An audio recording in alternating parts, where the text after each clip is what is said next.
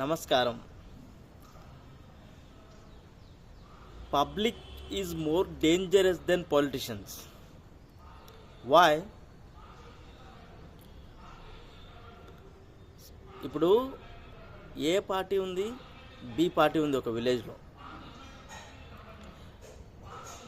100 voters ఉన్నాయనుకో, oats ఉన్నాయి.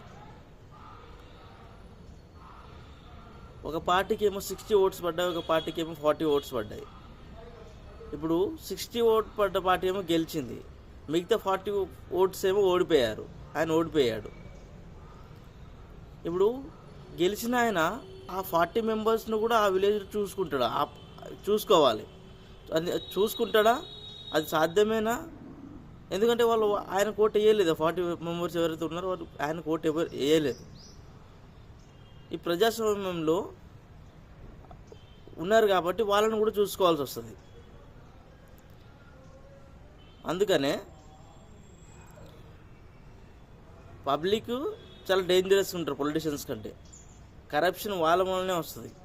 Politicians corruption ఎందుకు చేస్తారంటే పబ్లిక్ మూలనే చేస్తారు.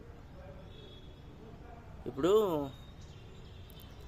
పార్టీ నడపాలంటే చాలా డబ్బు ఖర్చు అవుతుంది. స్టేట్ వైజు, డిస్టిక్, విలేజు, ప్రజల దగ్గరికి వెళ్ళేసరికి మొత్తం కరప్షనే అవుతూ ఉంటుంది.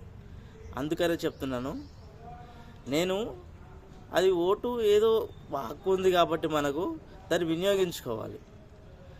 ఒకవేళ లేదనుకో దాని గురించి అవగాహన ఉండాలి. ఏమీ లేదన్నప్పుడు ఎందుకు డబ్బు కోసం జస్ట్ మందు, ఆల్కహాల్ కోసం డబ్బుల కోసం తీసుకుంటాం. ఖచ్చితంగా డబ్బులు తీసుకునే ఓటేస్తారు ప్రజలు. డబ్బులు వాళ్ళు కూడా ఇవ్వకుండా ఉండలేరు. ఓకే, డబ్బులు తీసుకునే ఓటేవ్వండి.